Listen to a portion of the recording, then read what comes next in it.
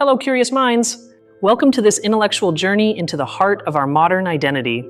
Today we're going to unpack one of the most dangerous ideas we've accepted as a society, an idea that could quietly be eroding the very essence of who we truly are, beyond a job title or an office. I want you to ask yourself a very honest question. If tomorrow your job, your profession, your 9-to-5 grind were taken away from you, what would be left? Who would you be without that label you wear with such pride or perhaps such heavy weight? Think about it for a moment. The answer might just surprise or even scare you. This isn't a trivial question. It's the core of a silent crisis affecting millions. We've fallen into a trap that sociologists are increasingly calling workism, the belief that work isn't just a means to live, but the central purpose of our existence, the altar where we sacrifice our time, dreams, and most importantly, our identity. We've turned productivity into a religion and professional success into its sacred dogma. We were taught from a young age that to be someone is to be productive, that our value as people is measured by what we do to earn money and how high we climb the corporate ladder. It's a very powerful narrative, but this idea is surprisingly recent in human history.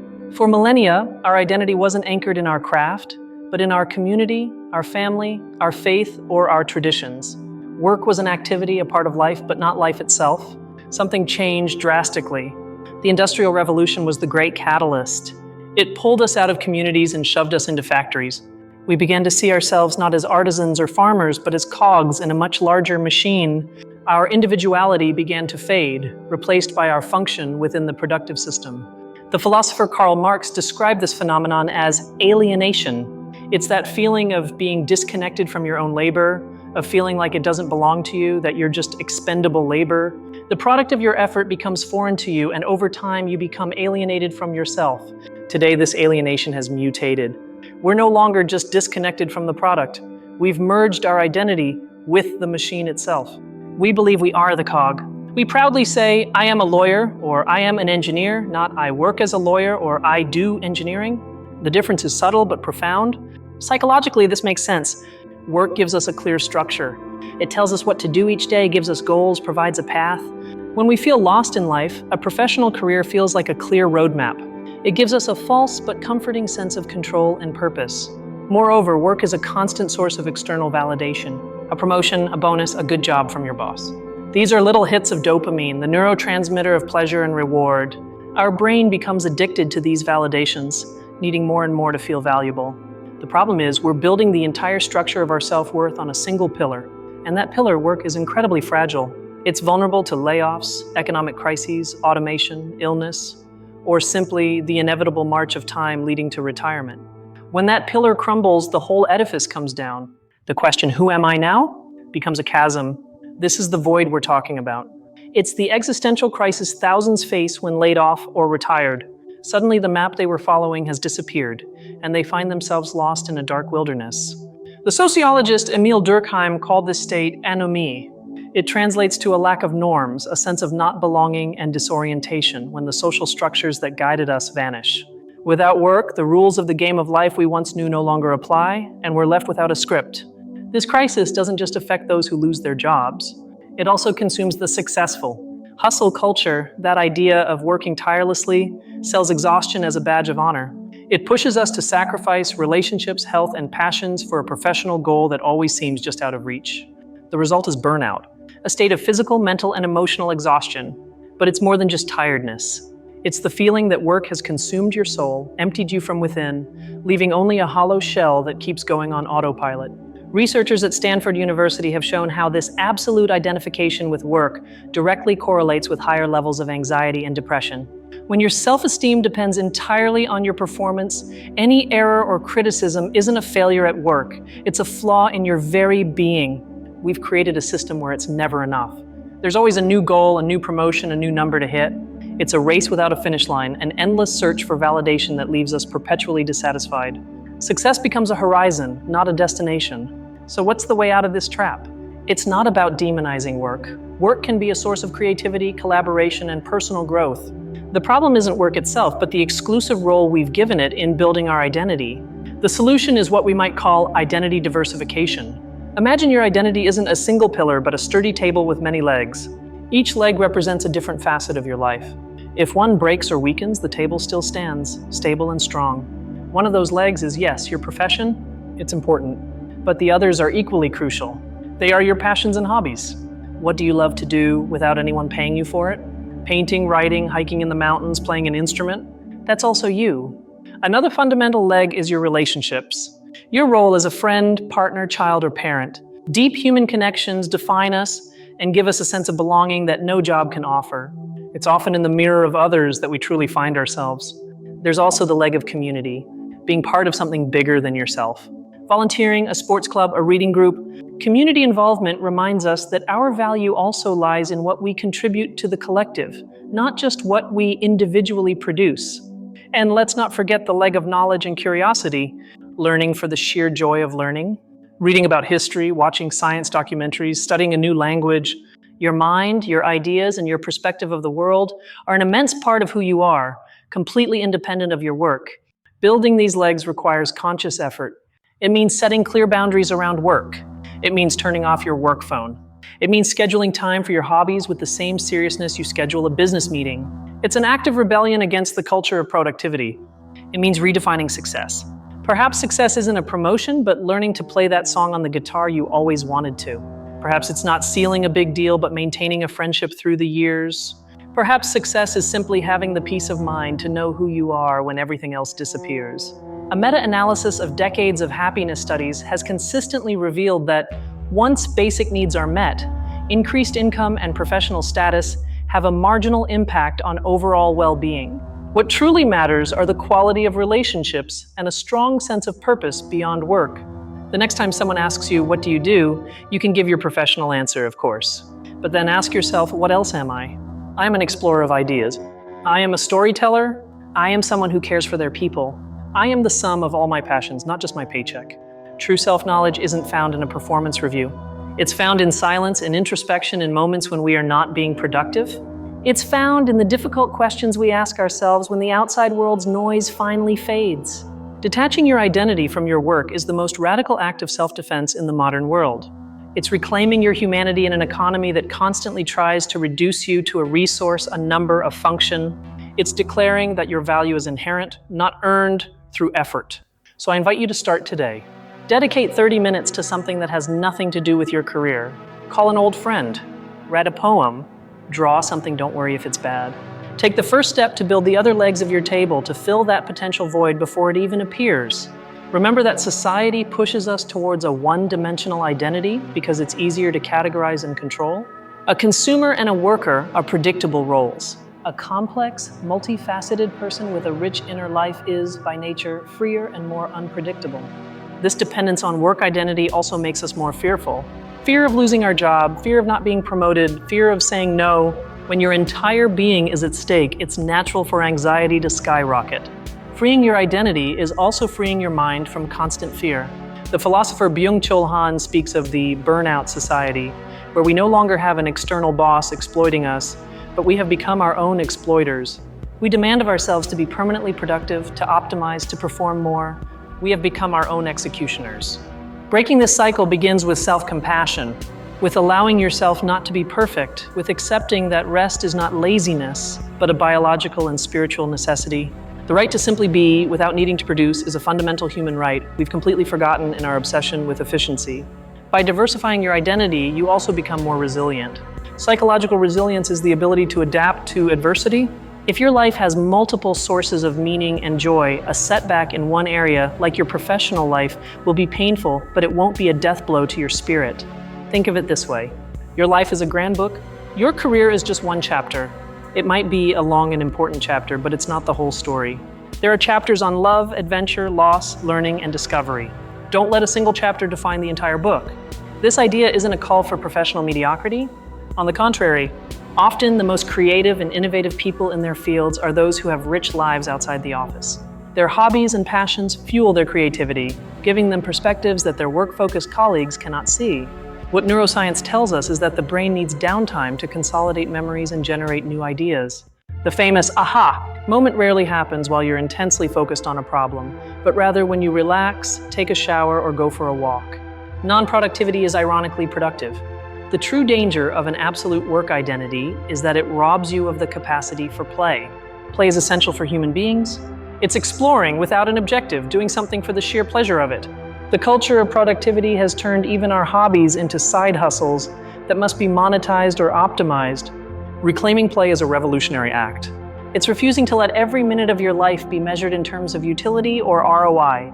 It's allowing yourself to be inefficient, to be curious, to be a beginner at something new without the pressure of having to be the best.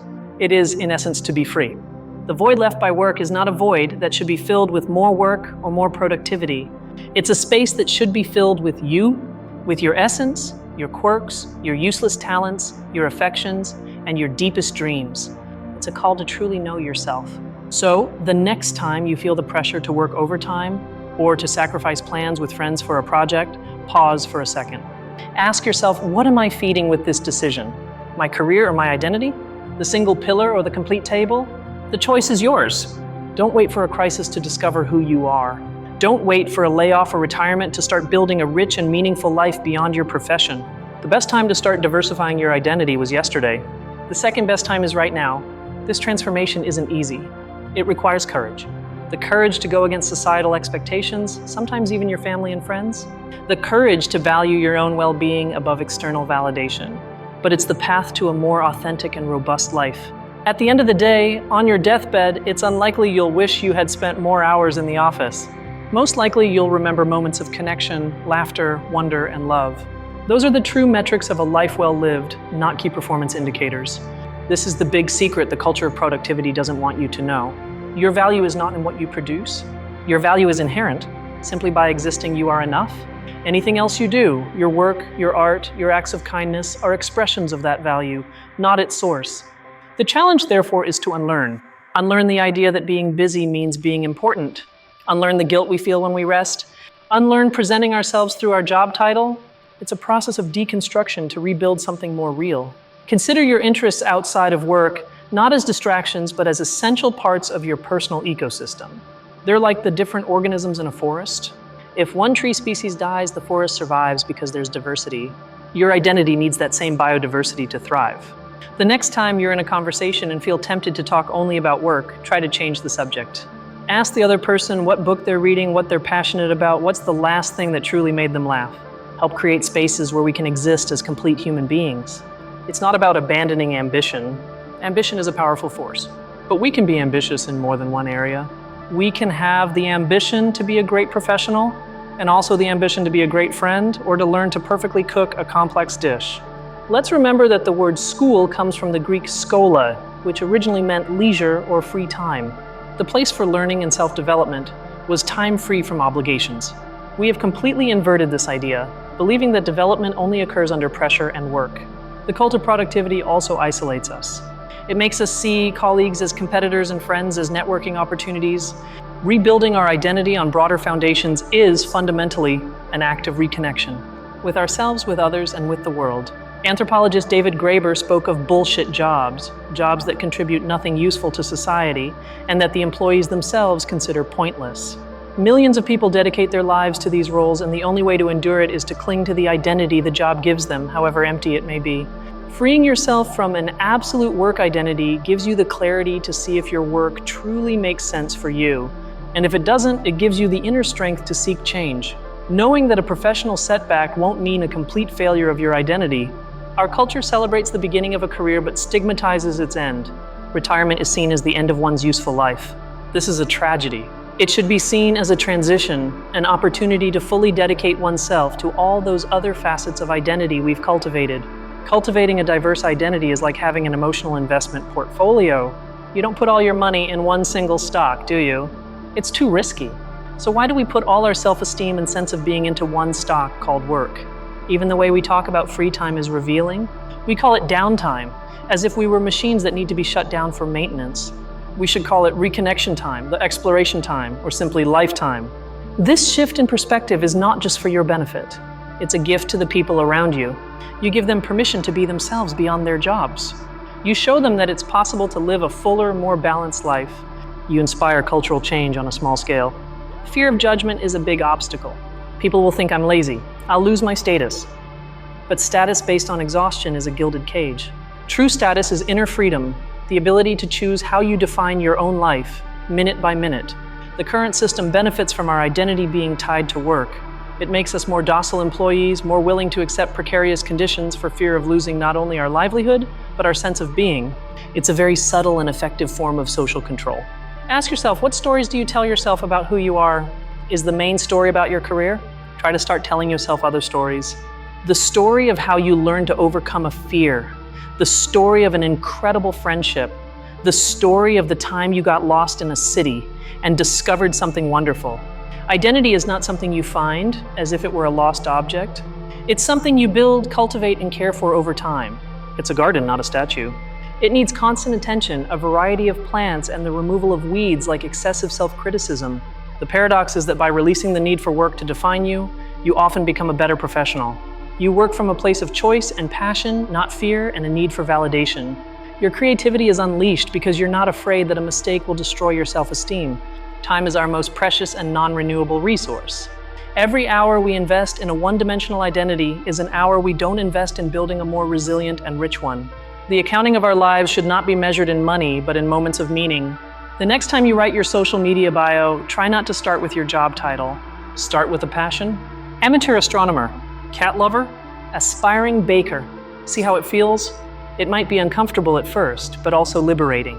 Aging in a society that idolizes youthful productivity is terrifying. If your only value is your capacity for work, you become obsolete. But if your value lies in your wisdom, your stories, your relationships, then aging becomes a process of accumulating wealth, not loss. This idea is not new. Stoic philosophers like Seneca already warned against living for others and for external expectations. They urged us to cultivate an inner garden, a mental and identity fortress that no external circumstance, not even the emperor himself, could take away. The current economic system depends on our forgetting of these ancient wisdoms. It needs us to seek happiness in the next promotion, in the next product, so that the cycle of production and consumption never stops.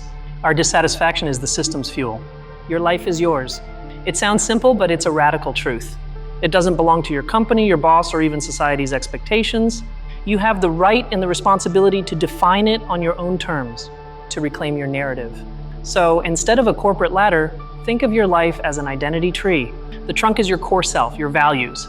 The branches are the different areas of your life: work, family, passions, community, health. A healthy tree has many strong and flourishing branches. Don't let a single branch grow so large that it steals the light from the others and throws the whole tree out of balance. Nurture all your branches. Sometimes one will need more attention than others, and that's okay. Balance is not static, it's a dynamic dance throughout your life. When you face a decision, ask yourself, which branch of my tree am I watering with this choice? Sometimes you'll have to water the work branch, it's necessary, but make sure it's not the only one receiving water, or the others will wither and die. This approach gives you a new language to understand your life. It's no longer about work-life balance, a phrase that implies work is one thing and life is another. It's about an integrated life, where work is one part of a coherent and purposeful whole. People often fear that if they de-emphasize work, they'll become lazy or aimless. The reality is they discover new sources of energy and motivation. They become passionate about life itself, not just a small part of it. They become more alive. The void is not something to fear, it's an invitation. It's the necessary space for something new to be born. The culture of productivity makes us fill every second with noise and tasks, so we never have to confront that empty space. But it's in that silence where we find ourselves. So the next time you feel overwhelmed, exhausted, or empty despite your achievements, remember this conversation. Remember the trap of the single pillar. Remember the strength of the table with many legs. Remember your tree of life and all the branches that need your care. Your value isn't found on your business card. It's found in your capacity to love, to learn, to create, to connect, and to be. Your productivity doesn't define your humanity. In fact, sometimes it's your capacity to not be productive that defines you most as human. This is the key to navigating an uncertain future where jobs will change and disappear at a dizzying pace. Your profession may become obsolete, but your curiosity, your resilience, your creativity, and your capacity to connect, those human skills, never will be. The final question then isn't what do you do? The real question is, what makes you feel alive? The answer to that question is the roadmap to your true identity, an identity no one can take away from you because you've built it yourself, piece by piece. It's a journey, not a destination. There will be days when work identity sucks us back in. Don't beat yourself up about it. Simply with kindness, redirect your attention, water another branch of your tree. Strengthen another leg of your table? It's a lifelong practice. True freedom isn't having your dream job. It's knowing that you are bigger than any job, including your dream job. It's having such a strong sense of self that you can move through the professional world with confidence and ease, not with fear and desperation. We've explored how our identity has been hijacked by the idea of productivity, creating a dangerous void when work disappears. We saw that this is a recent social construct, and that the key is to diversify our identity, like a table with many legs or a tree with many branches. Your identity should be a symphony, not a single note. Work can be an important instrument in that orchestra, but it needs the violins of your relationships, the drums of your passions, and the silence of your inner peace to create a truly unique musical piece that is authentically yours. Building this multifaceted identity is the most important task we have. It's the foundation upon which we can build a life of meaning, resilience, and authenticity, immune to the whims of the economy and the pressures of society. It is reclaiming your personal sovereignty. Your value is not measured in hours worked or professional achievements. You are much more than your productivity. You are the sum of your passions, the web of your affections, the echo of your laughter, and the depth of your thoughts. You are a complete universe, not a simple job title. Never forget that fundamental truth. Carry it with you every day. It's your anchor in a world that constantly tries to tell you that you're only worth what you do. You are valuable simply and absolutely for who you are, and that is more than enough. Thank you for joining me in this deep reflection, for dedicating your time to exploring these ideas that are so crucial for our well-being in the modern world. It's been an honor to share this space and this journey with you. If this message resonated with you, if it made you question or see things from a new perspective, subscribe to continue exploring life's big topics together. And now it's your turn. Share in the comments what truly defines you beyond your profession. Let's read and learn from each other.